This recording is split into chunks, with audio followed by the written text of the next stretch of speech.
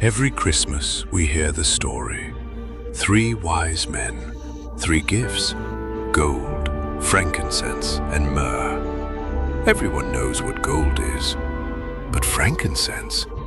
What is this golden substance that the wise men traveled 1,500 miles to bring? And why would they consider it a worthy gift for the King of Kings? This is the story of frankincense, a gift worth more than gold, a prophecy written in resin, and a plant that's still shaping our world today. Frankincense comes from a tree, but not just any tree. Boswellia sacra, the sacred frankincense tree. It grows in one of the harshest environments on earth, the mountains of Oman, the deserts of Somalia, the highlands of Yemen, places where almost nothing else survives. These trees cling to cliffsides, root themselves in stone, thrive in scorching heat. It's as if they were designed to be hard to reach. For thousands of years, harvesters have used the same method. They make careful cuts in the bark. The tree bleeds, and over 3 months, it produces tears of golden resin. These are frankincense tears, translucent, amber, precious. Not all frankincense is equal. The finest grade, what the ancient world called sacred frankincense, came from Oman. The color, the clarity, the scent. This was the frankincense fit for temples, fit for kings. This is what the wise men brought. In the ancient world, frankincense wasn't just valuable, it was essential. Pound for pound, it cost more than gold. A single pound of premium frankincense? Worth a year's wages. 300 denarii. That's $12,000 in today's money. But why? Because every temple needed it. The Romans burned 2,500 tons of frankincense every year, just in Rome alone. The Jewish temple in Jerusalem had an exact formula. Exodus chapter 30, verse 34. Take sweet spices, stacta, onycha, galbanum, and pure frankincense. Every morning and evening, the priests burned frankincense on the golden altar. The smoke rose, symbolizing prayers ascending to heaven. This demand created empires. The incense route ran 1/500 miles from Oman to Jerusalem. Camel caravans, armed guards, dangerous journeys. Entire kingdoms rose and fell, controlling this trade. Petra, the rose-red city, built on frankincense wealth.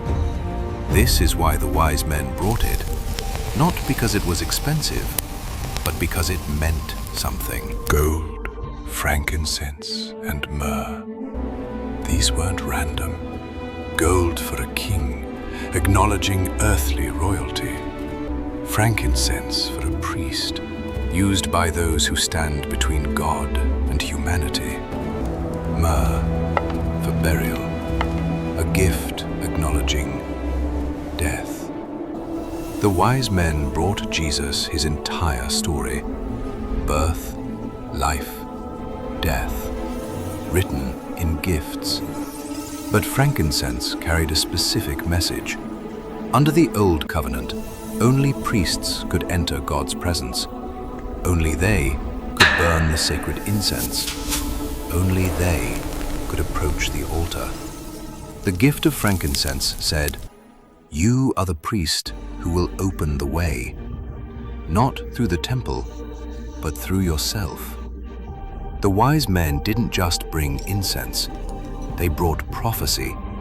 In a handful of golden tears, they saw the bridge between heaven and earth. For thousands of years, people burned frankincense, not just for ceremony, for healing. Ancient physicians prescribed it for inflammation, wounds, respiratory ailments. They didn't know why it worked. They just knew it did. In 2008, researchers finally looked, and they found boswellic acid, a compound that reduces inflammation as effectively as modern drugs, without the side effects. In 2016, another study, frankincense compounds cross the blood-brain barrier. They affect neurotransmitters, reducing anxiety, promoting calm. Other studies are investigating anti-cancer properties, immune system support. We're not making medical claims here, but we're discovering that the ancients weren't wrong. What they knew by experience, we're confirming in laboratories. Today, pure frankincense essential oil is used for meditation, prayer, focus, not because it's mystical, but because it's effective. The question isn't whether it works. The question is, are you getting the real thing? 90% of frankincense sold online isn't Boswellia sacra. Here's how to know the difference. Real sacred frankincense is translucent. Hold it to the light, you can see through it. Golden, amber, clear. Fake or low-grade frankincense is opaque, dark, muddy. When burned, real frankincense produces white smoke, clean, aromatic.